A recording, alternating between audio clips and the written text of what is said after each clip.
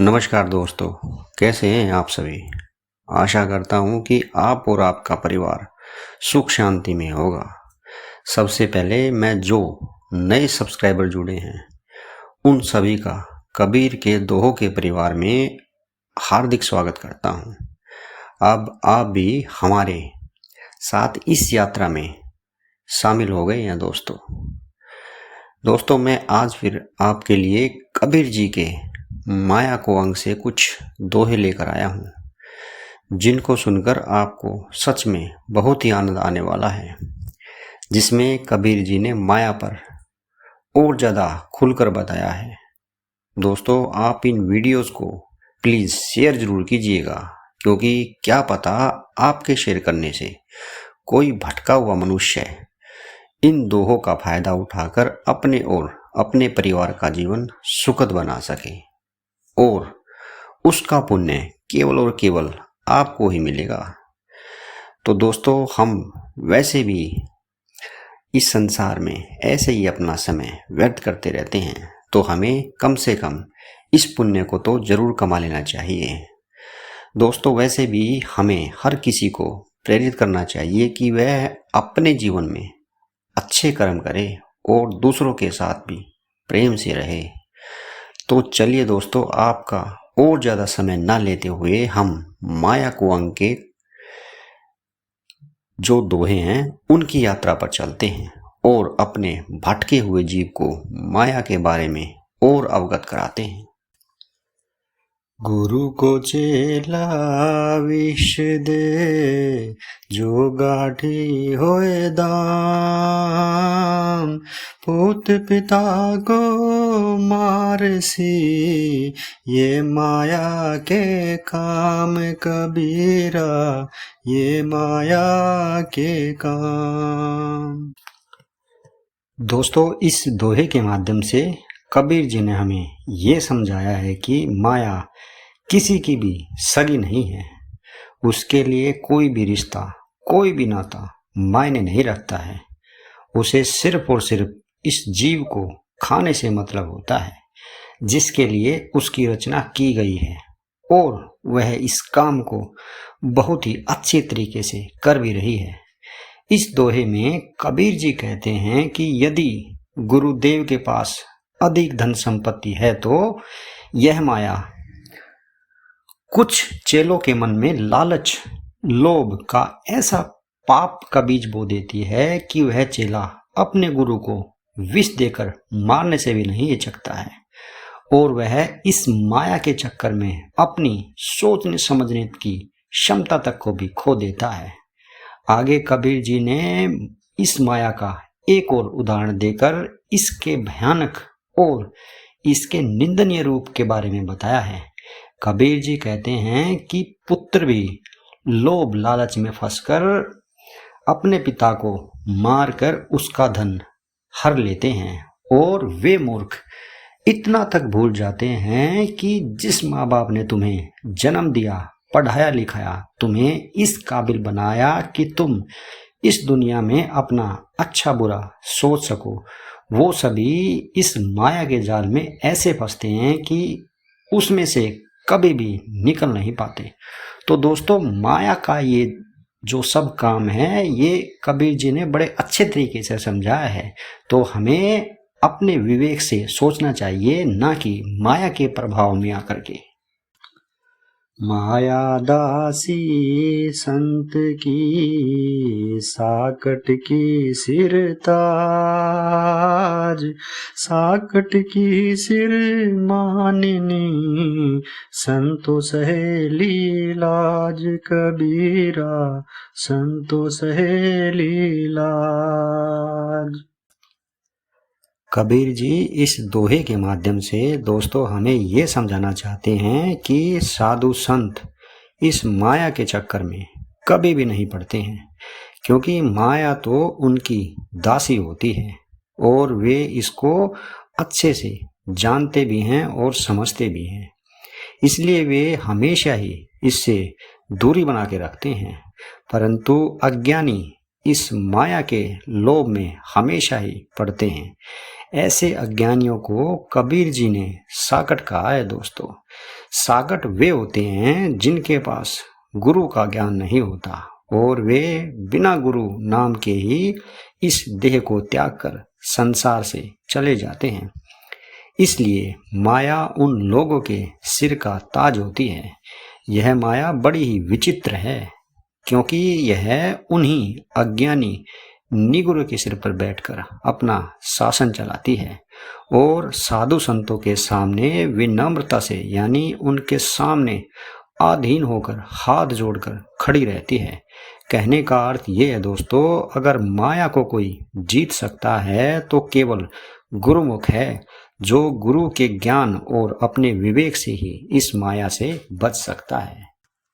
माया माया सब कहे, माया लखे न कोई, जो मन से ना उतरे, माया कहिए सोए कबीरा, माया कहिए सोए।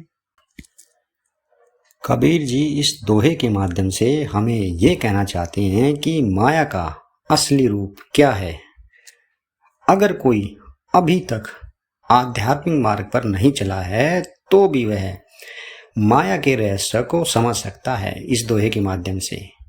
कबीर जी कहते हैं कि माया माया तो सब कहते रहते हैं, परंतु माया के वास्तविक रूप को कोई नहीं जानता, न ही परखता है।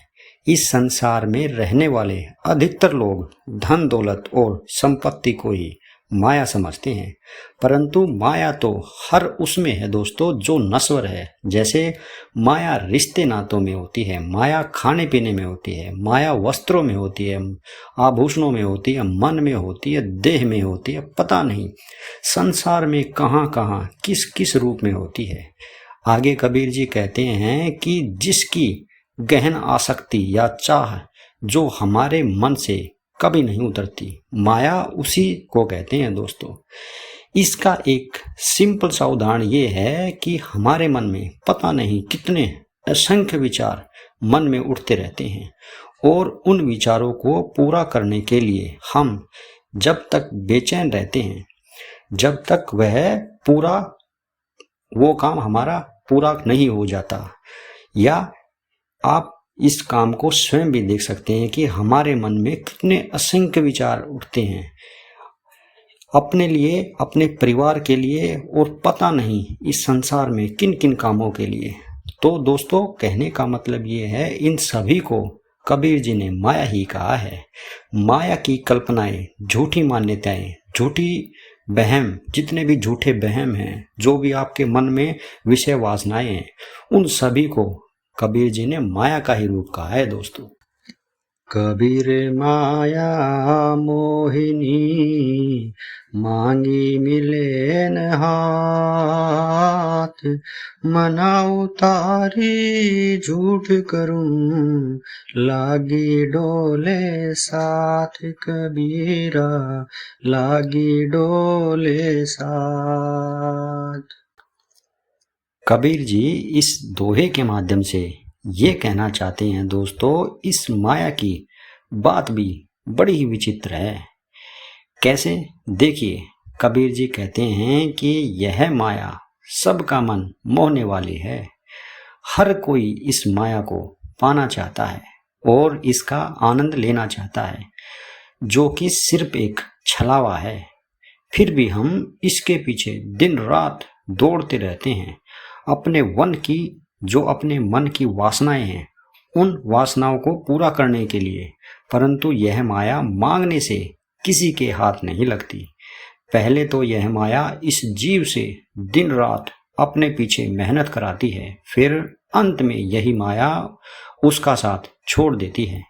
आगे कबीर जी कहते हैं कि जो इसे झूठा समझकर मन से उतार देता है, यह उसके पीछे पीछे लगी रहती है। यानी जो गुरुमुख इसे समझ जाता है, इसका उद्देश्य समझ जाता है, वह एक पल में इसको अपने मन से उतार फेंकता है और उसी मन में जहाँ यह माया रहती थी वहाँ पर सतगुरु का नाम बसा लेता है और फिर यह माया उसको संसार में दोबारा फंसाने के लिए अलग अलग रूपों में इसके पीछे पड़ी रहती है, ताकि इसकी मुक्ति इस संसार से कभी भी ना हो और यह ऐसे ही बार बार 84 के चक्कर में दुख भोगता रहे। कबीर माया बेसेवा दोनों की एक जात, आवत को आदर करे जात न बूझे बात, कबीरा जात न बूझे बात। देखिए दोस्तों, कबीर जी ने फिर से माया को कितना अच्छा उदाहरण देकर समझाया है। कबीर जी कहते हैं कि माया और वेश्या दोनों ही एक ही जाति की हैं, यानी दोनों के गुण और धर्म एक जैसे ही होते हैं। देखिए, एक वेश्या का क्या काम होता है, उसकी नज़र हमेशा ही लोगों की जेब में जो धन होता है उस पर ही होती है।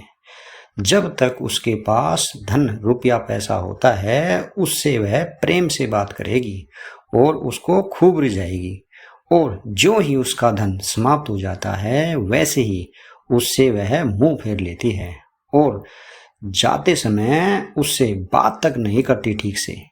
इसी प्रकार मेरे प्रिय दोस्तों, यह माया, जब यह जीव इस संसार में आता है तो इसके पास श्वास रूपी बहुमूल्य खजाना होता है।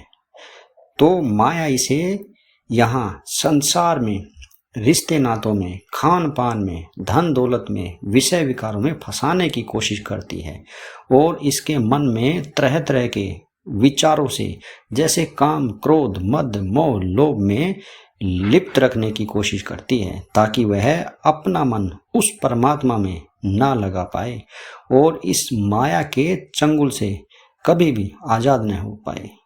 और जब यह जीव यह श्वास रूपी खजाना पूरा लुटा देता है, यानी जब उसका अंत समय पास होता है, तब यही माया उसकी तरफ देखती तक नहीं है, अर्थात यह यहीं रह जाती है और हमें फिर से उस भयानक 84 के कुएं में धकेल देती है, जहां सिर्फ और सिर्फ भयानक यातनाएं और दुख होते हैं।